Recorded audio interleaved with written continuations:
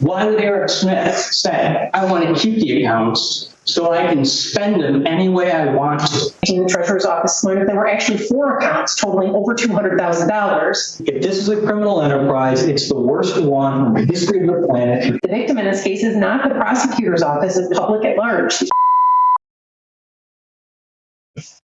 Specifically, I would ask why would Eric Smith and Derek Miller, if they believed that they could hold the accounts and the treasurer would they try to hide it? Why would they suggest and change the EINs? Why, even after the treasurer demanded it, would both Eric Smith and Derek Miller say they're not going to change the EINs? The reason is they're hiding the accounts. And that's in the face of a statutorily required countywide audit conducted by Plant Money. That's what was being asked, to reveal the accounts to the county auditors. Every other department, when asked, revealed, except Eric Smith, except the Macomb County Prosecutor. And in conversations with the treasurer, both defendants say, we're not changing the EINs, we're not turning the accounts over. That evinces circumstance of a continued intent to hide the accounts. Why would Eric Smith say, I want to keep the accounts so I can spend them any way I want to? He also has other county funds that come to him to go through the normal budgeting process. And after that period of time, among others, Derek Miller, Eric Smith get together, talk about the accounts, whether they should turn them over, and agree to change the EINs. That's record evidence from it. And there's record evidence from the deputy chief treasurer that by changing the EINs, it impeded the treasurer's and the county's ability to locate those funds. That effort evinces a continued intent to hide the funds because they know what they're doing is immoral. Why would they not use the county mechanism if they thought they could hold the accounts properly to approve the spending that came from the accounts?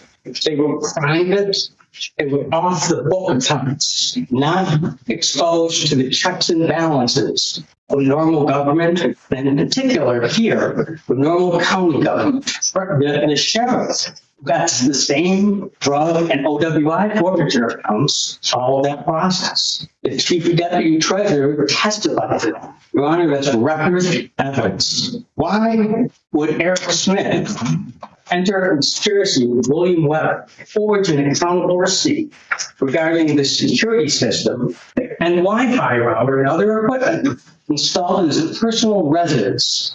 If what he truly believed, if the average person in Macomb County would say that evinces a continued intent to hide the improper and illegal activities. Why would Eric Smith, when there's a search warrant at his house and the Michigan State Police are investigating crimes involving the forfeiture funds, Eric Smith made the statement he had no idea, he was unaware that William Weber created this duplicate, false accountable receipt. The record evidence shows he was well aware of that. He asked for it to be created. He asked for William Weber to provide that in response to a circuit court subpoena.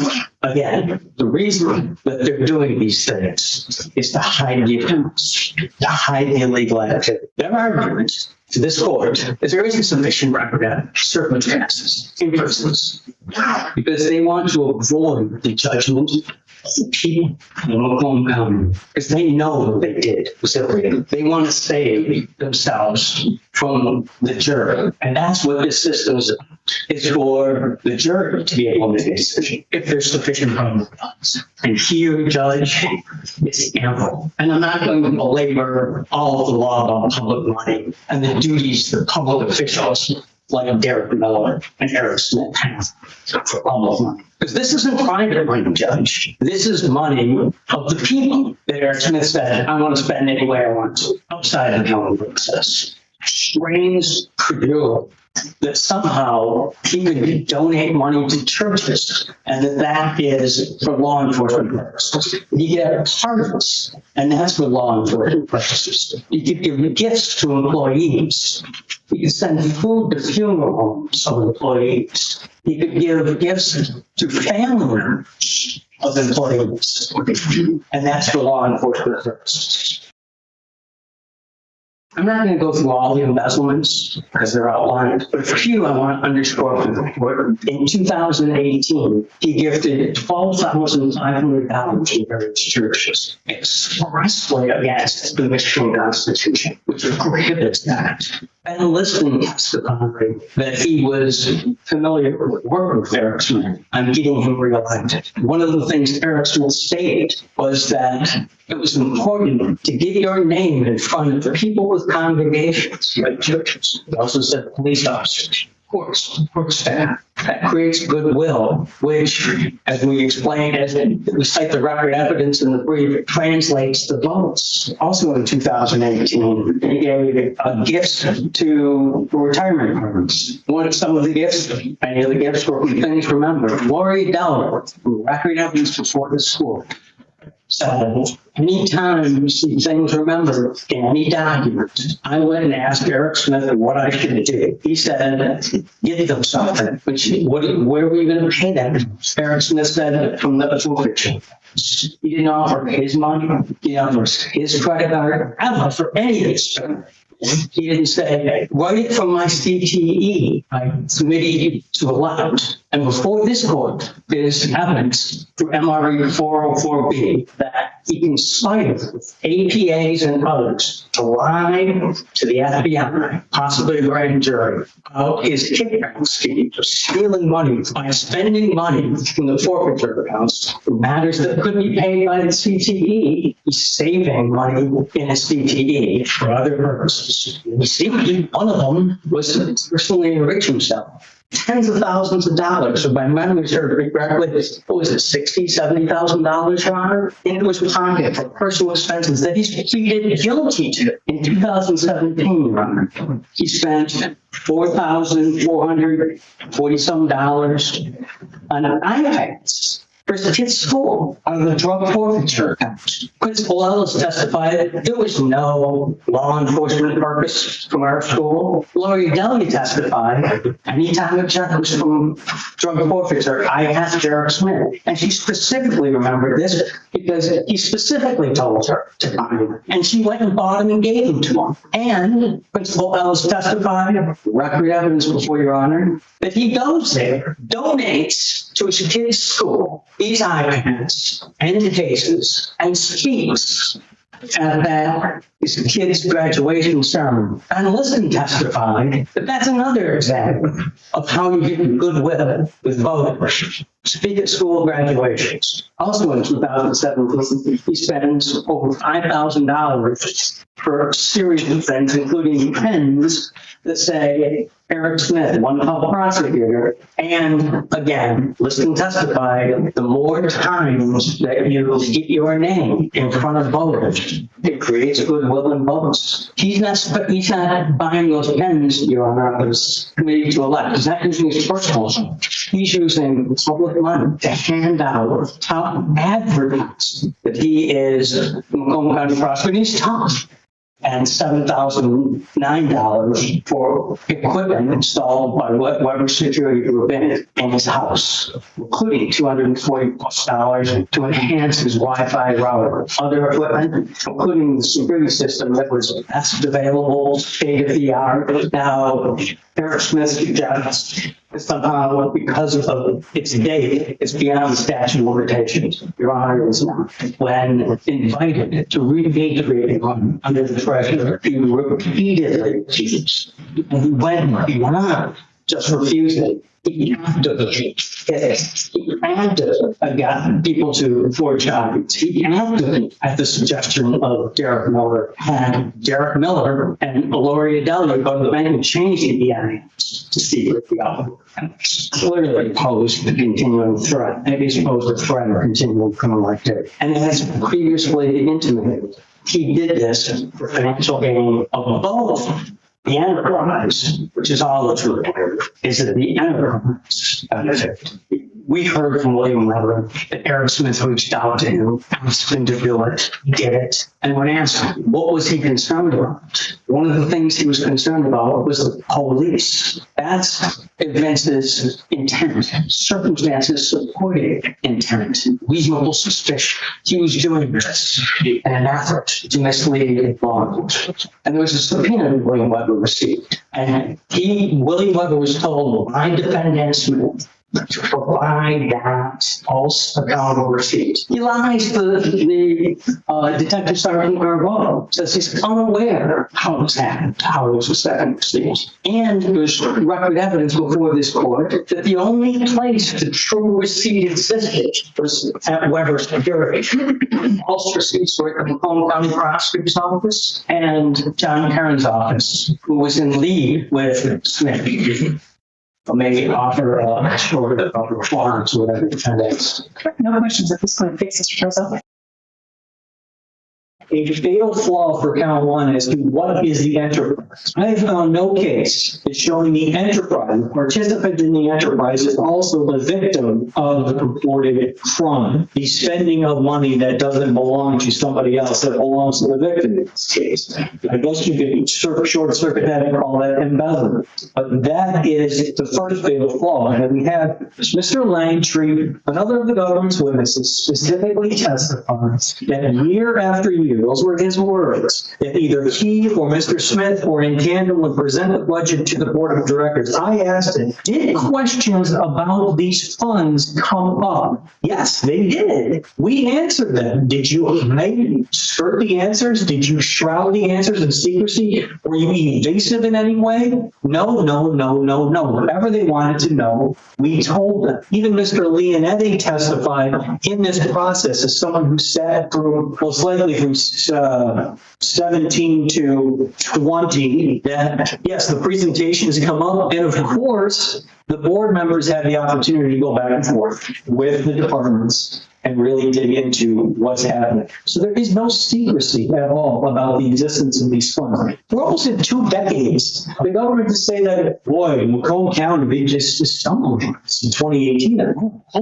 This is going on. My goodness, had we known, we would have done something. Your Honor, bluntly speaking, if this is a criminal enterprise, it's the worst one in the history of the planet because there was never financial gain. Enterprises that are criminal are there to make money. This enterprise, as the government's put forward, spends money. It doesn't make any sense. The enterprise, including the Macomb County Prosecutor's Office, spent its own funds. It didn't receive anything. Mr. Smith didn't receive any financial gain. We'll talk about the government's assertion of, well, you've got the political goodwill that comes from this. You've got the expectation of possibly, and this is really an intimation that stretches the imagination based on history, putting yourself out in front of the voters, maybe in 4 years, and remember the nice thing you did 2 years before, and you're going to get some votes for it and all of that. Take it at face value, that's not financial gain. The government cannot stand here and say, but wait, on occasion, a floral arrangement was sent to APA so-and-so for the passing of his or her father. But wait, there was a luncheon brought in, as testified by Mr. Langtree, people would come and go and grab a sandwich or a bowl of salad or whatever and mingle for a bit during the holidays. But wait, we got an office party once a year where the entire apparent criminal justice system of Macomb County, I take issue with this. I never went to one. I never got invited to one. My practice in this county is clearly lacking. Regardless of that, these people show up and have some pizza, have some wings, buy their own drinks. Every one of those response letters, which were incorporated in these exhibits, shows exactly what they were used for. They were used for homeless programs. They were used for narcotics narcotics and alcohol addiction programs. They were used to give somebody at Christmas time some food, or maybe a gift for a child, the needy.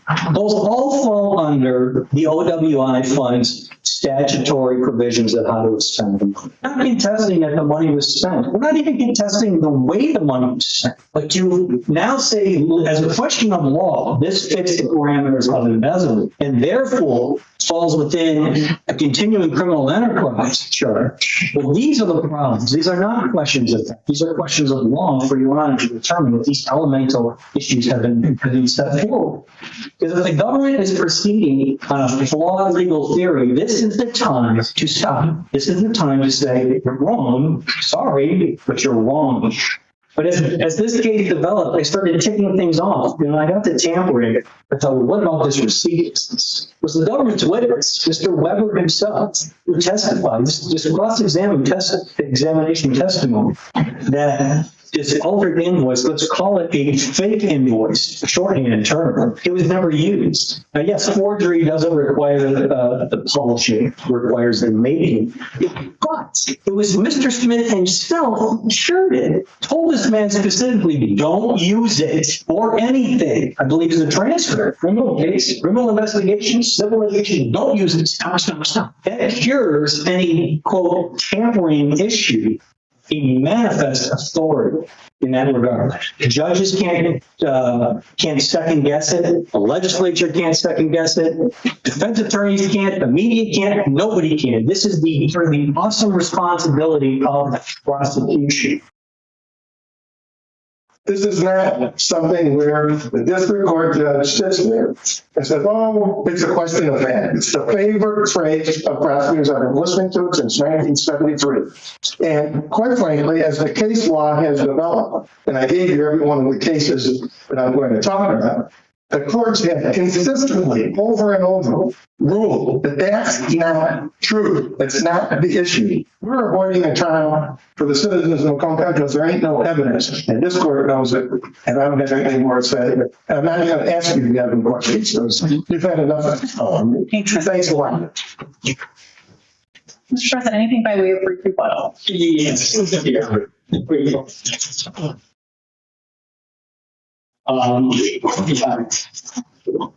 Trying to gloss over conflicting facts. It was characterized the evidence that somehow it was the accounts were done. But what it was not known, what the record evidence does show, that Smith never worked how he was spending it. Not to the treasurer, not to the board of commissioners, and that was only after.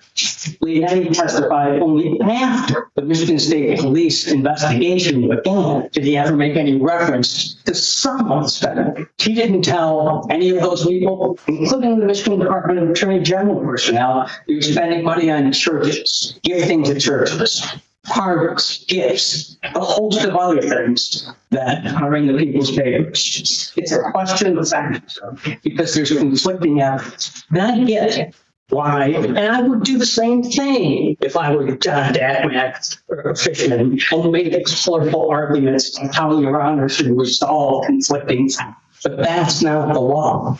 Anderson doesn't say that. It's in a case where it says if there's a conflict of evidence, then there's probable cause to bind the defendant over. Your Honor is not in a position to be the trier of fact.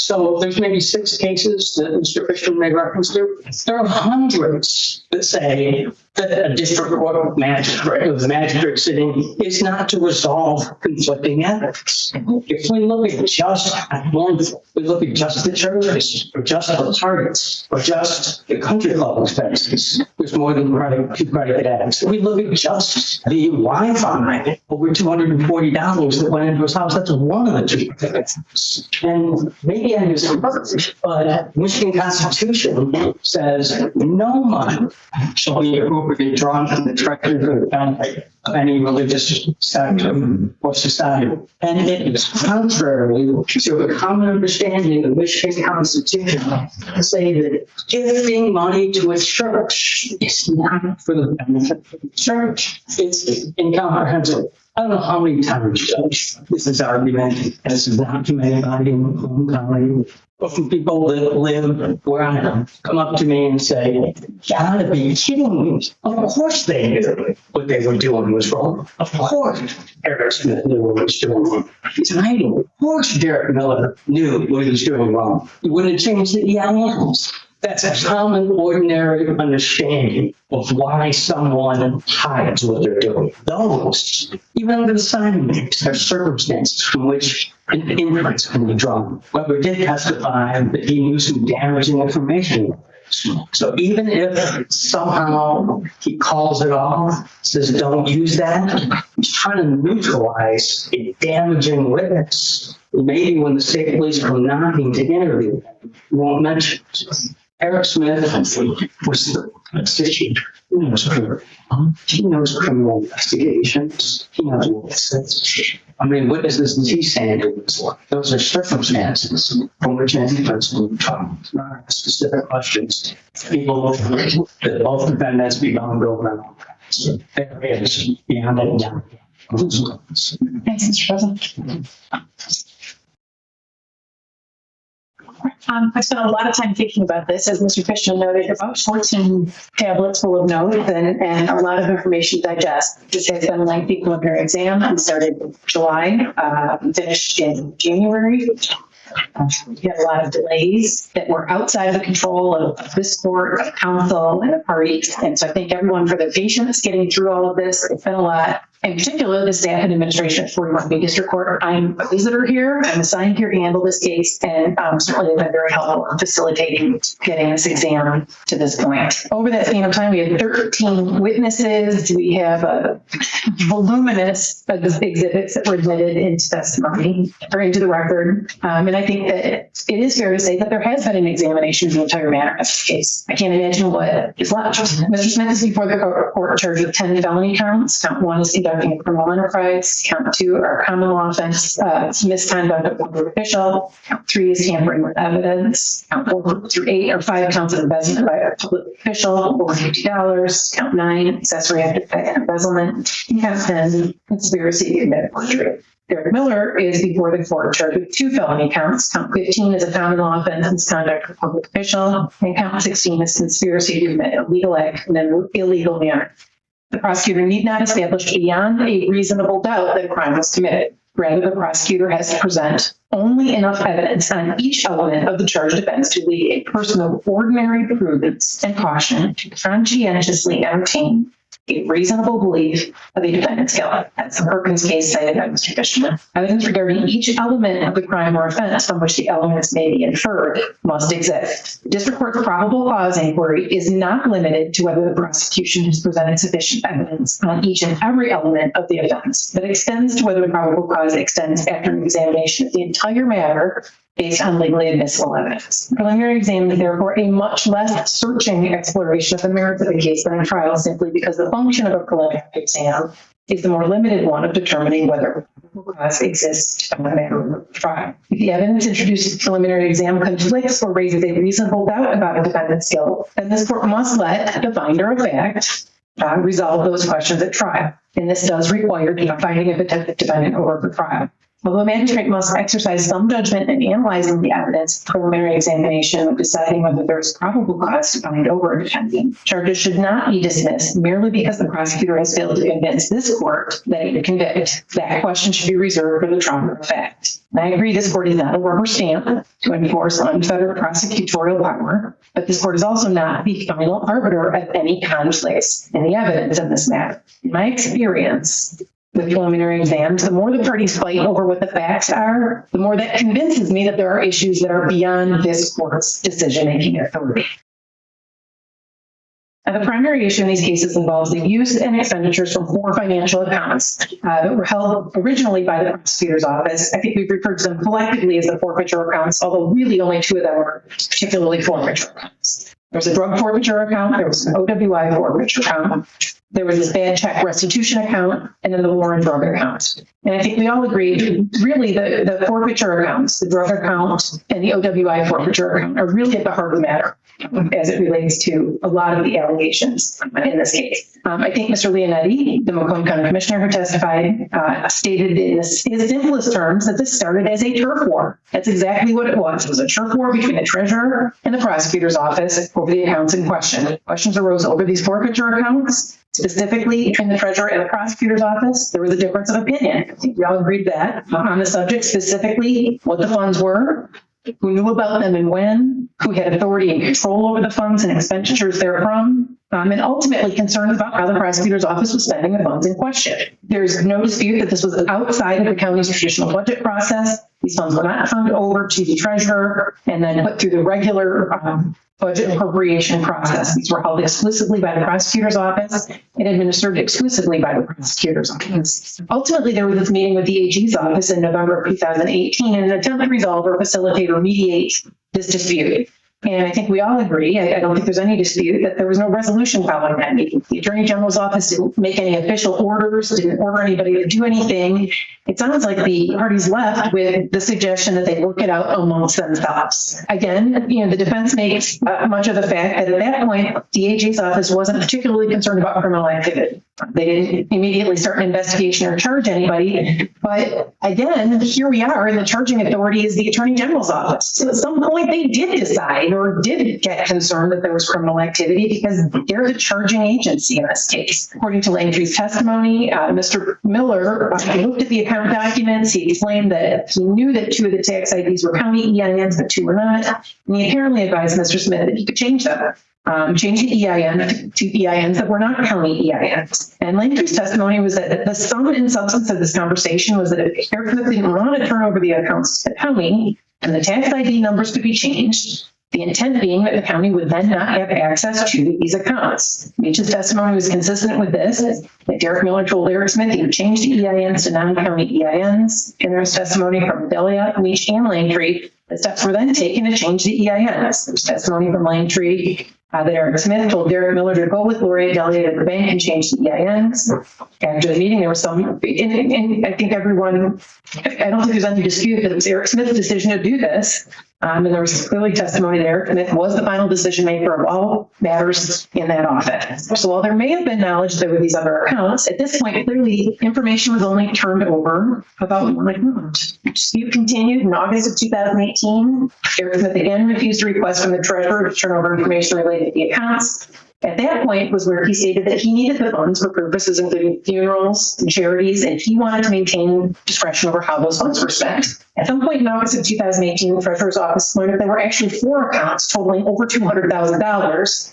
They originally were under the impression that there was one account with about $20,000. So while there may have been knowledge that these accounts existed, certainly the testimony and evidence from the record establishes that the treasurer's office was not aware of the number of the accounts or the size and the amount of funds involved in these accounts. It's about 10 times what they thought it was.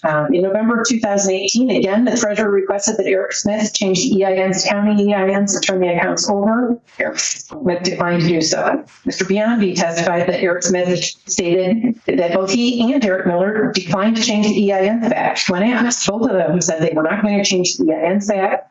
Eric Smith wanted to continue to be able to spend the funds at his discretion without going through the county budget process. Ultimately, the treasurer emailed Eric Smith and stated that the EINs were not changed or the funds were not turned over by November 30th of 2018. The treasurer would resolve this in another way, whatever way that might have been. Then prior to that deadline, apparently, Mr. Smith did close the accounts and turn over 4 checks to the county, totaling $233,000. Meach explained that gifts were purchased at the direction of Eric Smith. He'd say, go get something nice for somebody, go send some flowers, send some food, plan the party. Staff pay with their own credit cards and then submit the receipt. Sometimes it's simply with a sticky note to Gloria Delia, and they get reimbursed for those expenses. Eric Smith either ultimately approved those expenses by signing the checks or directing others to sign those checks on his behalf. He authorized people to sign his name to those checks, in fact. There doesn't seem to be a real dispute over whether these were public funds. Funds forfeited, these are drug forfeiture funds, shall be deposited with the treasurer of the entity having budgetary authority over the seizing agency and used only for law enforcement purposes as appropriated by the entity having budgetary authority over the seizing agency. Reasonable inferences in this case can be drawn from the refusal to turn over these accounts, refusal to turn over account information, refusal to permit oversight of these accounts, the decision to change the EINs, and the refusal to change them back. Inferences can be drawn from the conduct as it relates to Weber security invoice specifically. Inferences can be drawn from the email sent with a spin about the payments to Mr. Liston. Inferences can be drawn from all of these acts.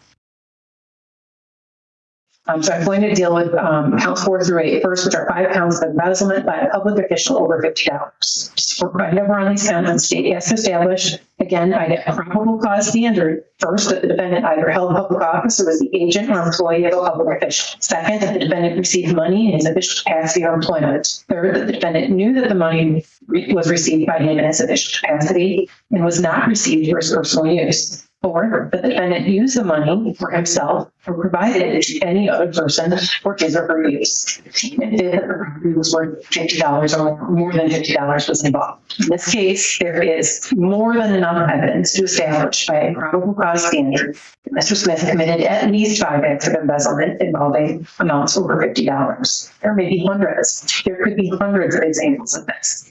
He was the elected prosecutor. There's no dispute about that. And the accounts came into his possession and under his control in his official capacity. That is also disputed. So public funds and not for his personal use, specifically as it relates to the OWI and drug forfeiture accounts. There are very specific uses permitted for that type of fund. It's certainly not for personal use. And there's no indication that Mr. Smith believed otherwise. The larger issue was whether the expenditure of these funds for items and services, which were described at length during the exam, were for law enforcement purposes to enhance enforcement of criminal law. The donations to the churches alone over several years, and by my count, there were over 100 checks to churches at $500 a piece. That's about $50,000 given to churches. That alone could satisfy the elements of these counts as violative of the constitutional prohibition against using public funds to benefit religious organizations. As to the balance of the embezzlement, Eric Smith directed his staffers to go out and buy gifts or pay for catering or pay for luncheon, pay for funeral flowers, pay for food to be sent to funeral homes. There were the donation of the iPads to elementary schools, donation of money to an elementary school, donation to a senior-only party at a local high school. Mr. Smith does argue that some of these documented expenditures could have some capacity to enhance the enforcement of criminal laws, including, as noted in the pleadings, retention of office staff, good morale among his employees, networking with those in the criminal justice system, keeping high school students off the road on graduation night, by contributing to a senior-only party. No doubt, there's an argument that can be made about some of those expenditures. There are certainly concerns over many of the documented expenditures that appear to be outside of the scope of what is permitted by statute. And ultimately, to the extent that there is conflicting evidence on this issue, and there are questions as to the appropriateness of the expenditures, those are questions of fact that have to be left to the trier of fact. And so therefore, this court is required to bind over the 5 embezzlement counts, count 4 through 8.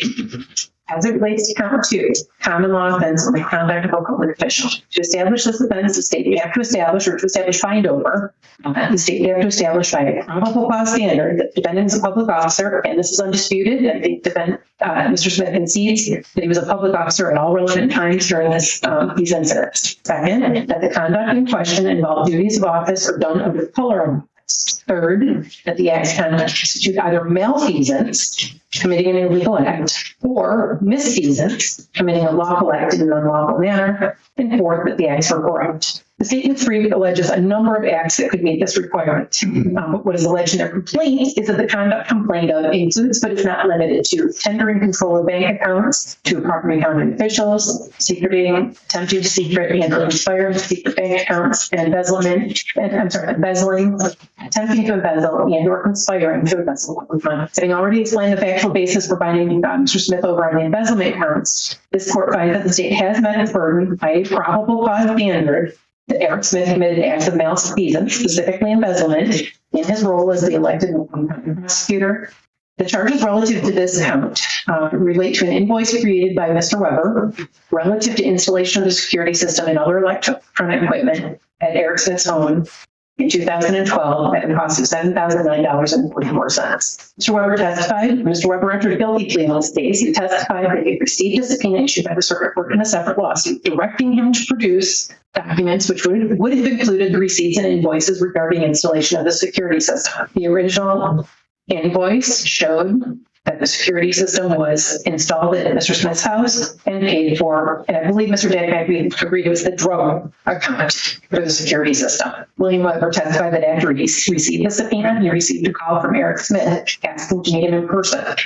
He met Mr. Smith at a location in Macomb Township. Mr. Smith asked him to leave his phone in his car, which he did. During their discussion in this establishment, Mr. Smith raised the issue of the invoice and asked William Weber if he could produce a similar invoice reflecting installation of the equipment at the office and not at his home. William Weber specifically testified that Eric Smith asked him to create a false invoice for the same equipment, the same amount of money, which he did, showing that the work was done at the office and not at Eric Smith's home. Several days after William Weber created the second altered invoice, he met with Gloria Delia, Mr. Smith's assistant, at a cafe in Clinton Township and gave her the altered invoice requested by Eric Smith. Testimony and evidence submitted during the exam rises to the level of probable cause to believe that Mr. Smith knowingly and intentionally tampered with evidence, specifically the Weber security invoice in this case, and he knew that that invoice was to be offered in response to a subpoena. To the extent that there are issues about what may have happened after he directed Mr. Weber to create this invoice and whether or not it was recalled and what it may have been used for,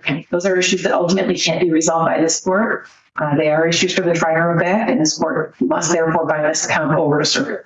As it relates to count 10, conspiracy to commit forgery, this count also relates to the Weber security invoice. Mr. Smith is charged with the crime of conspiracy to commit forgery. Anyone who knowingly agrees with someone else to commit a forgery is guilty of conspiracy. To establish a basis for bind over on this charge, the prosecutor has to establish that probable cause standard. Mr. Smith and Mr. Weber agreed to make, alter, forge, and accountable receipt for money to the intent to defraud other purposes. This court finds that the state has met its burden by a probable cause standard.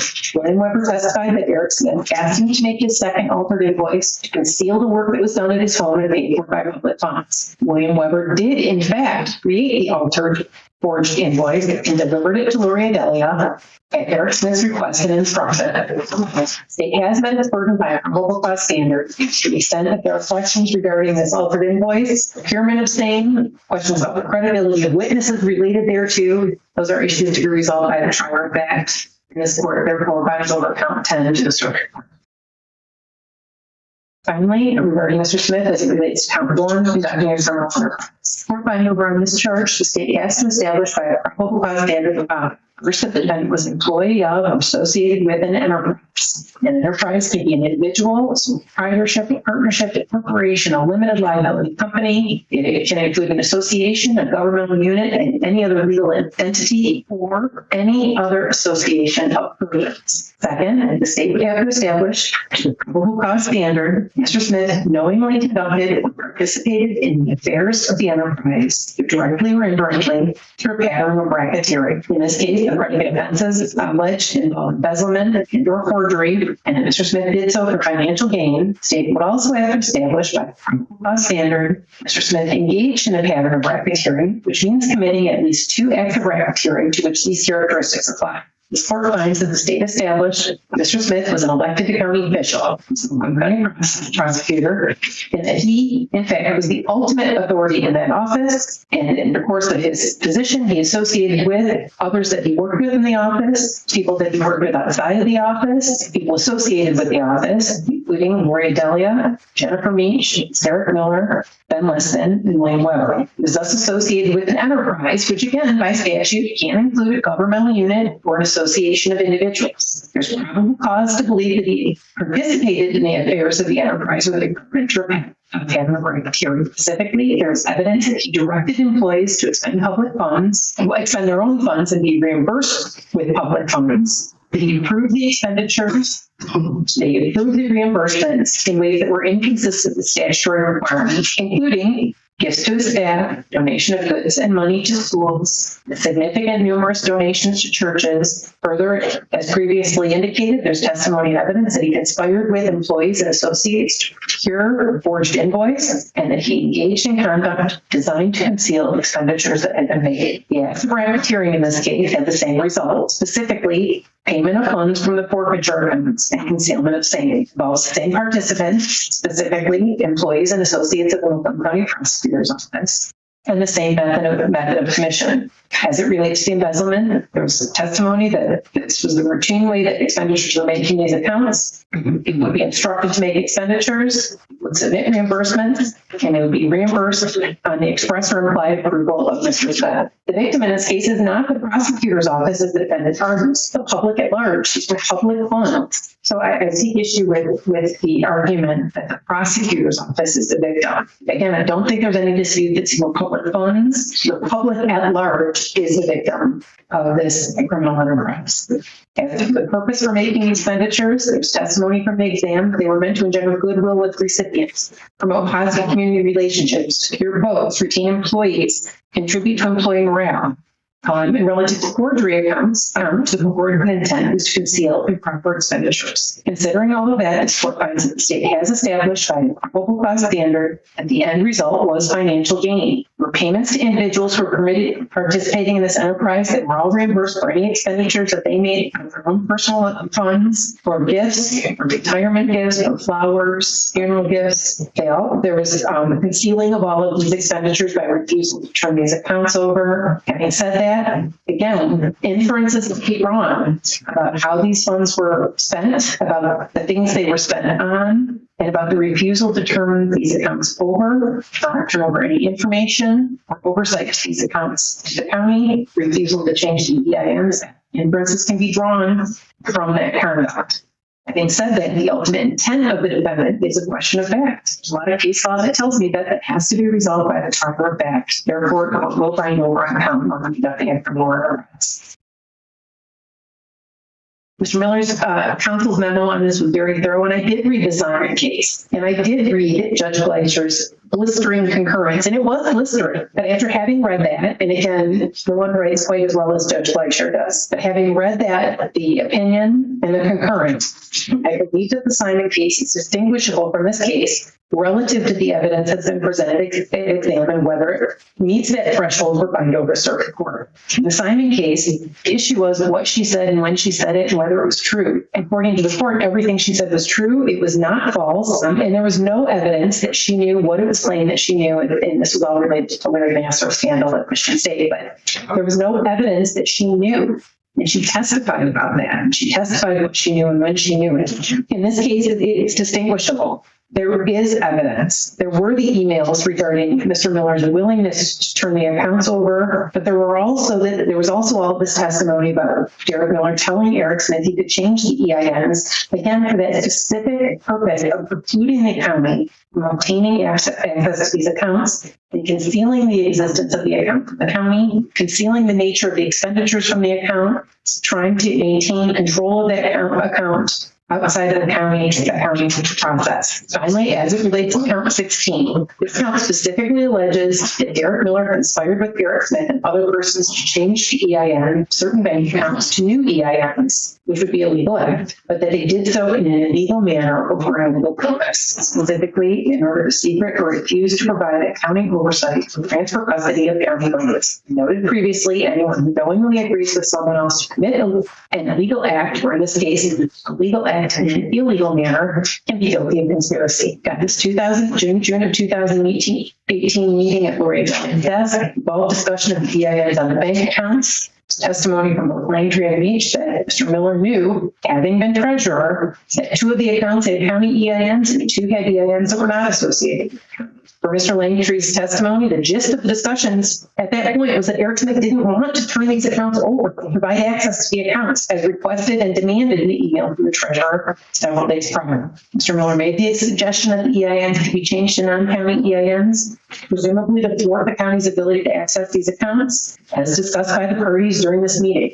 Eric Smith made the decision to do this, and then again, a day or so thereafter, Lori Adelia and Derek Miller went to the bank, and Derek Miller was a signer on the accounts, and the EINs were changed. And while Mr. Miller came to this later in the game, he returned to the office later in these series of events. He may not have known the extent of the expenditures from the accounts. He was clearly aware that the county was auditing the funds. He knew that the county had requested access to the accounts. He knew that Eric Smith didn't want to provide access to the accounts. And he knew that changing the EINs to non-county EINs would achieve that. Suggested the same to Eric Smith, and Eric Smith made the decision to do so. This court is satisfied that the state has met its burden, ponderance of the evidence standard, and it conspired with Eric Smith to change the EINs to avoid detection of expenditures from the county or state or public funds. To the extent there are questions to this intent in this regard, the issue is unsettled. That's a question of fact. We'll bind over on that count as well. All counts in this case, in conclusion, after hearing 7 months of testimony and reviewing the voluminous evidence presented at this court, we do find that the state has met its burden, that the offenses charged were committed, and that the probable cause of the defendants committed the offenses charged. Therefore, under the actual statutes, court rules, and case law, I am required to find those matters over the circuit court on offense charged, and I will therefore do so. Bond and all conditions of bond will be continued while these cases remain pending. Turning now to the punishment handed down to former Macomb County Prosecutor Eric Smith for his role in a fraud scheme. A federal judge handing him the maximum sentence of 21 months in federal prison, followed by 18 months of supervised release. I'd like to take this opportunity to apologize to the good people of Macomb County who placed their faith in me. I apologize for spending his drunk driving forfeiture funds as I did and is well documented. There's no excuse. I was the boss and should have ensured that proper spending was done and should not have committed these crimes. But outside of court, Smith did not admit to doing anything wrong, only saying he could have handled some things better. We gave money to churches that were fighting drug abuse, fighting homelessness, fighting domestic violence. I got prosecuted for that. Being prosecuted for trying to prevent crime. And it drives me crazy. And then you could say, why take a plea? Exactly. Well, let me tell you why I take a plea.